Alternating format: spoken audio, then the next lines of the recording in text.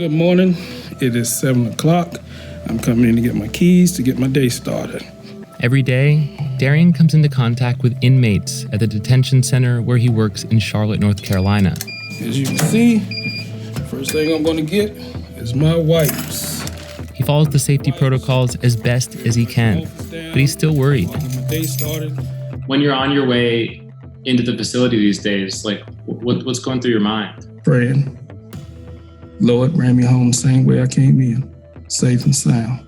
You do an effective job, come back home, but not come into work and bring something that could be catastrophic for everyone.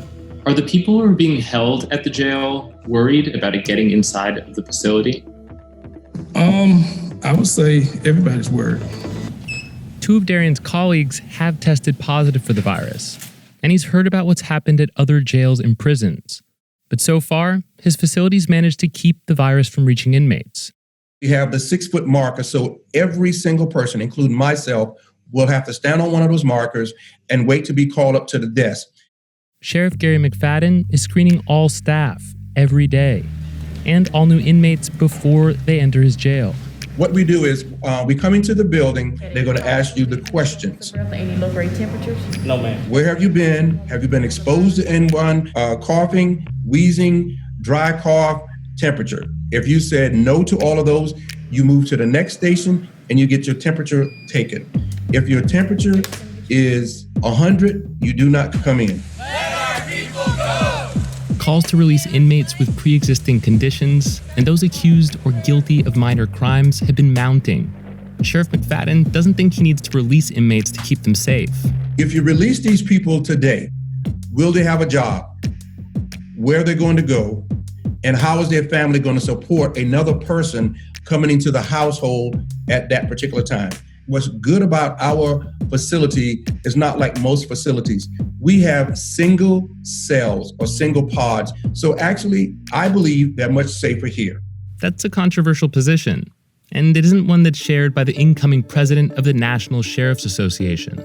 Sheriff Dave Mahoney took many of the same measures, but still wasn't able to keep coronavirus out of his jail. So over the past 3 weeks, we've had a total of 18 inmates who reported high temperatures. Of that group, a total of 6 came down with additional symptoms and were subsequently tested positive for COVID-19. We as well have had a total of 6 deputy sheriffs test positive. It sounds like you have put in place all these different measures.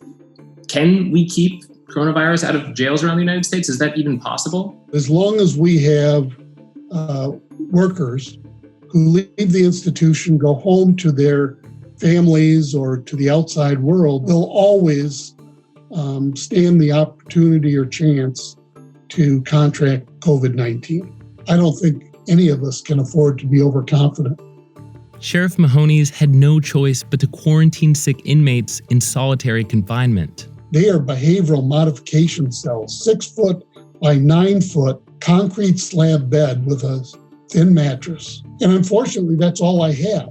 And like jails and prisons around the country, he struggled to find basic supplies for his staff and had to settle for less effective alternatives, like masks made by a local sewing group. It's unimaginable, but our public has really answered the call for help where our federal government dropped the ball.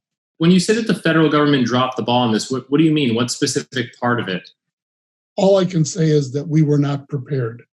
After our interview, a dozen more inmates tested positive at Mahoney's jail. He's now in the process of testing every inmate and staff member at his facility. Mask on. It's a real life situation. I don't want to be the one to start something. I can say that. I wouldn't want to be the one to come in who started and pass it to a coworker, to a resident.